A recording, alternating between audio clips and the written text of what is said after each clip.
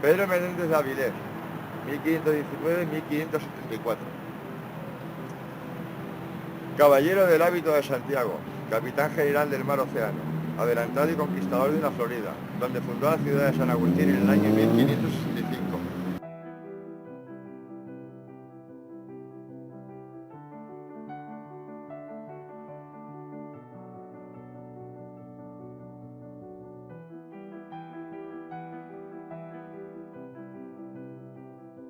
Buenas tardes amigos, bienvenidos una vez más a La Voz de Samael. Hoy nos encontramos aquí para hacer una crítica, una referencia, para, digamos, dejar nuestro granito de arena, esta vez.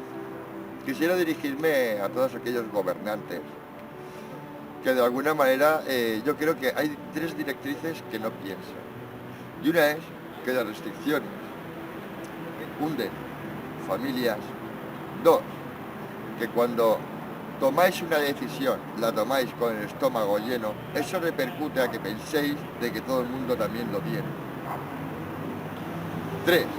La tercera circunstancia o la tercera regla en la que no os paráis a pensar en que si ustedes podéis trabajar y tenéis todos los meses un sueldo que no os falta, a nosotros se nos obliga a quedarnos en casa y hacer que ese sueldo no aparezca, brille por su ausencia. Que no podamos salir, que no podamos trabajar, que no podamos decir, es decir, no podemos respirar. Las mascarillas son solo un mercado, porque no protegen de nada, es un hecho. No lo digo yo, lo dicen los hospitales, lo dicen los científicos, lo dicen todos aquellos que de alguna manera hacen algún tipo de investigación debido a lo que está pasando. Hacer un inciso con el famoso COVID. El famoso COVID tiene una patología. En un principio se decía de que se comían los pulmones y todo el mundo en unas 24 horas fallecían por fiebre alta y que los pulmones desaparecían. ¿De acuerdo? Si hoy día la gente que supuestamente está contagiada del supuesto virus, si no tiene esos síntomas, no es COVID-19. Así que podemos referenciarnos que aquí estamos enfrentándonos, porque no puede haber una vacuna para algo en sí que no existe. Yo no digo que no haya una pandemia, yo no digo que la gente no esté falleciendo, yo no digo que no estemos sometidos, lo que sí digo es que se nos está engañando a todos. Es un hecho de que vacunas para todos no va a haber. Es un hecho de que si las patologías de una enfermedad son X, no podemos confundirlas con las patologías de hoy día que son X. Estoy en total desacuerdo, igual que todos, supongo yo, que no podamos salir a la calle, que no podamos abrir nuestros negocios. Y de que aún así tengamos la osadía, por no decir otra cosa, de que en cuanto vengan elecciones, queráis que volvamos a votar. ¿A quién? ¿Habéis visto lo que estáis haciendo con nosotros? ¿Creéis que es justo? ¿No tenemos que comer? ¿No tenemos dónde ir? ¿Y no tenemos qué hacer? Vamos a golpe de pito. Las tiranías se forman así. Y nosotros somos borreguitos. A orden de pito. No estoy de acuerdo. La reflexión es para todos, pero para todos nosotros, porque ustedes no reflexionan. Desde La Voz de Samael, lo que tenemos que decir es que penséis un poquito en la gente que os pone ahí arriba. Porque somos nosotros, el pueblo, la voz del pueblo, que nos pone ahí arriba. Porque confiamos en vosotros, para que nuestra vida sea un poquito más llevadera. Y se nos está haciendo la vida imposible. No tengo más que decir. Me dirijo tanto a Barbón, como a la alcaldesa de Avilés, como a Pedro Sánchez, como a todo el gobierno. Es decir, hacer algo y hacer algo ya. Necesitamos que os pongáis manos a la obra. Si no, las quejas, esto que hoy día hay Esto que hoy día vemos en televisión, que escuchamos en radio, en Facebook, en redes sociales, no es nada con lo que se nos viene encima.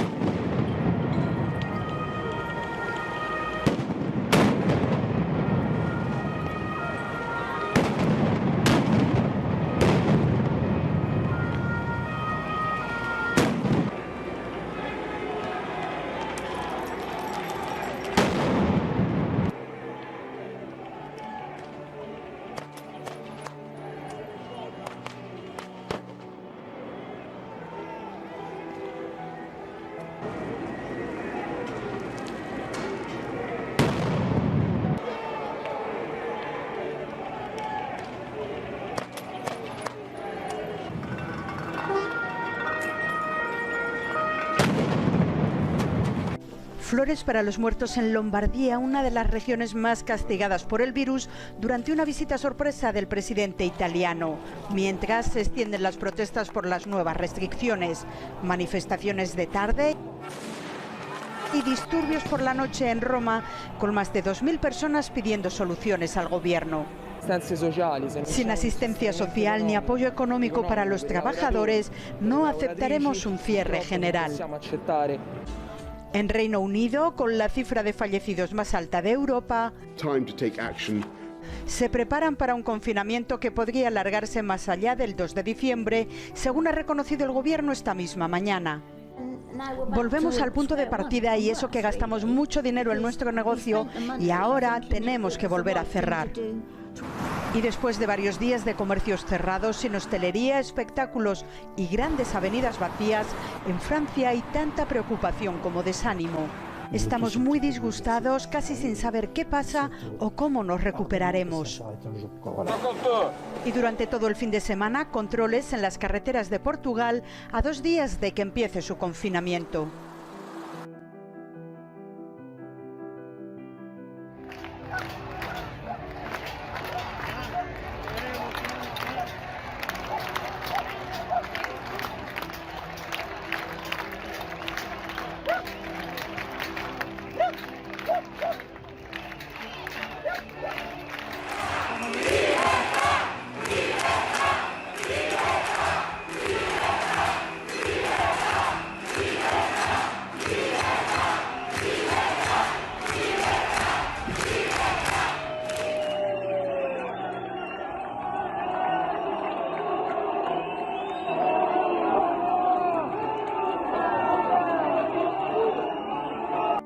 En España, 76.000 personas más se sumaron a la lista de desempleados en enero, según los datos publicados hoy por el gobierno.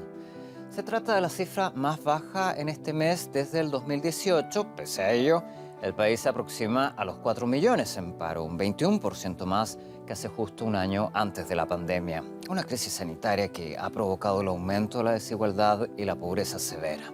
En España, el paro registrado se ha incrementado en más de 25.000 personas en noviembre respecto al mes anterior. En total hay más de 3.850.000 desempleados. El problema se notó especialmente en el sector de servicios, el más afectado por las restricciones impuestas por el coronavirus. La pandemia agrava la pobreza, aumentando las colas en comedores sociales. Francisco Guaita ha comprobado la situación.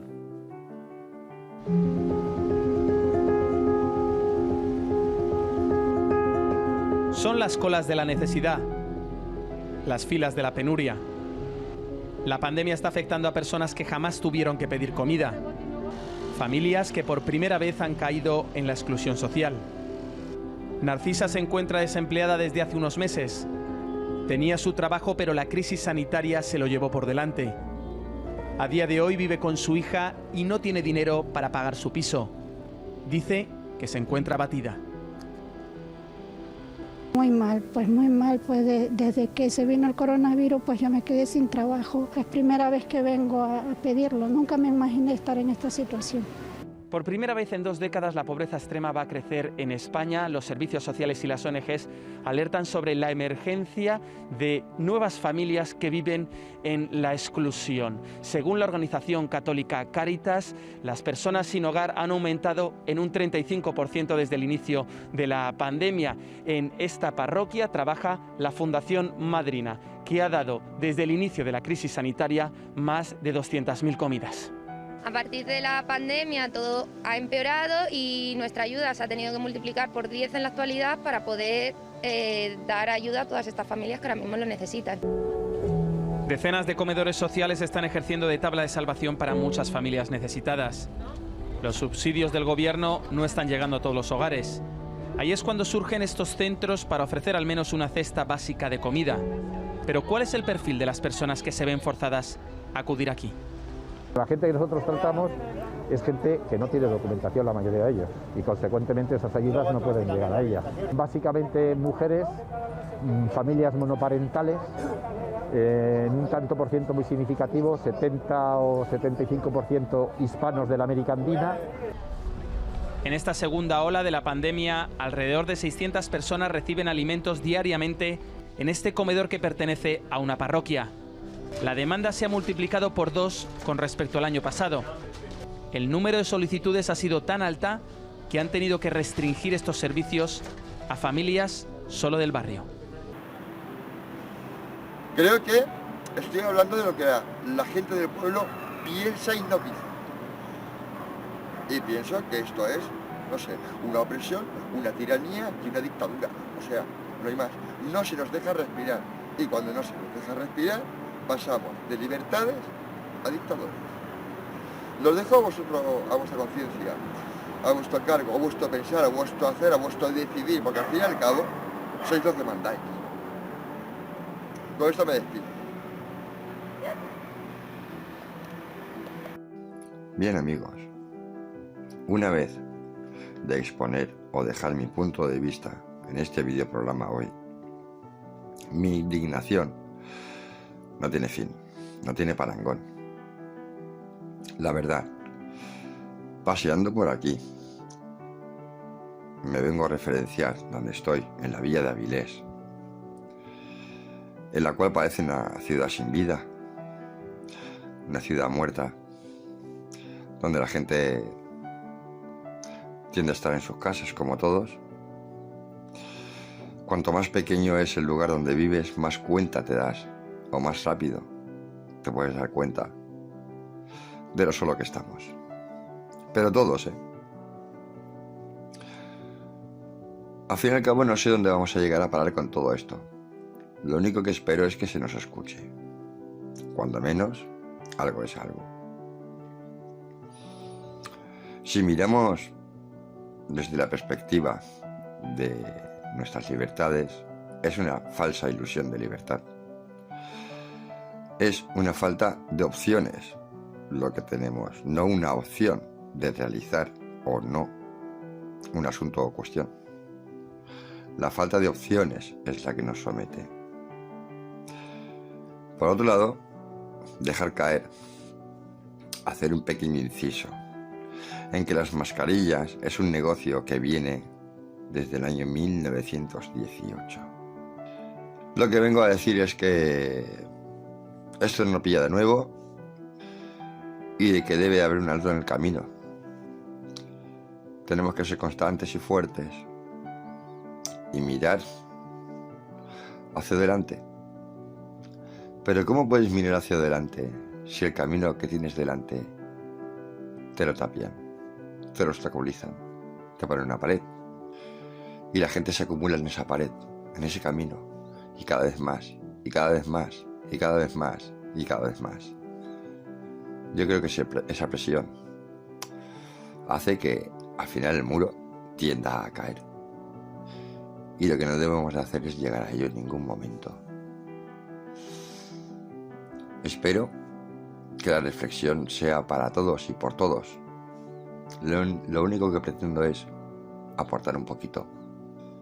Lo único que pretendo es poder trabajar, salir hacia adelante, que me permitan salir hacia adelante, como a todos los demás. Con esto me despido. Espero que el reportaje de las mascarillas de 1918 os aporte algo. A mí me lo ha aportado. Y espero veros en el próximo programa. Por favor, si os gusta, darnos un like, apuntaros a nuestro canal, que será de agradecer. Muchísimas gracias, me despido, soy Samael Rodríguez, la voz de Samael. Cúbrete cada vez que tosas y estornudes si no quieres propagar la enfermedad. Podría ser un titular de este año 2020 relacionado con el coronavirus, pero no lo es. Es de un periódico de Estados Unidos fechado en octubre de 1918. El mundo también sufría una pandemia como la que estamos afrontando en estos momentos, y lo curioso es que repasando la prensa de periódicos de Estados Unidos de la época, hay muchísimas similitudes a lo que está sucediendo ahora. Uno de los primeros datos que encontramos en la prensa es que a este virus se le bautizó como gripe española en Estados Unidos. La propia prensa reconoce que no sabe por qué se ha denominado así e incluso descartan que el virus venga de España.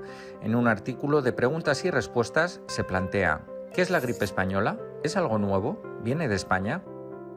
La enfermedad que tenemos en nuestro país y que se ha llamado como gripe española se asemeja a una especie de catarro muy contagioso acompañado de fiebre, dolor en la cabeza, ojos, oído, espalda y otras partes del cuerpo y una sensación de malestar agudo. En la mayoría de los casos los síntomas desaparecen al tercer o cuarto día, por lo que el paciente se recupera rápidamente. Sin embargo, otros pacientes desarrollan neumonía, inflamación de los oídos, meningitis, que en algunos casos puede provocar la muerte. Aunque se ha llamado la gripe española, es igual que otras epidemias de gripe que hemos tenido en años anteriores.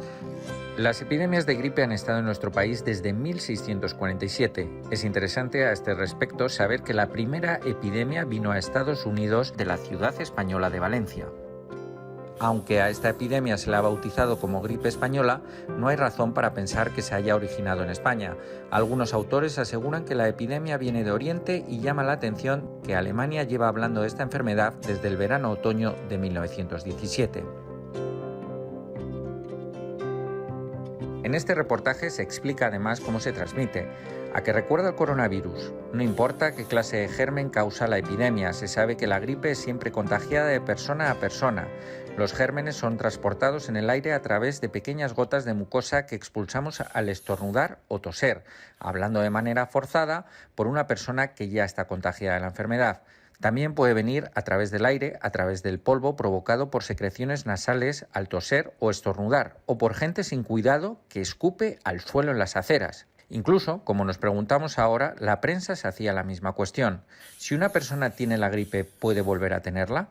Sabemos que si tienes la fiebre escarlata, paperas o sarampión, no puedes volver a padecer esta enfermedad. Sin embargo, esto no ocurre con la gripe española. Según los periódicos, el rey español la sufrió durante la epidemia de hace 30 años y la ha vuelto a tener durante el último rebrote en España. Y esta puede ser una de las razones por la que se denominó gripe española. Para situarnos, hay que recordar que en esos momentos el mundo se encontraba en plena Primera Guerra Mundial. España, sin embargo, permaneció neutral y no se censuraban las noticias sobre esta epidemia. Incluso se hablaba de que el rey Alfonso XIII fue infectado. Esto hizo que muchos países pensaran que el epicentro estaba en España, algo totalmente falso.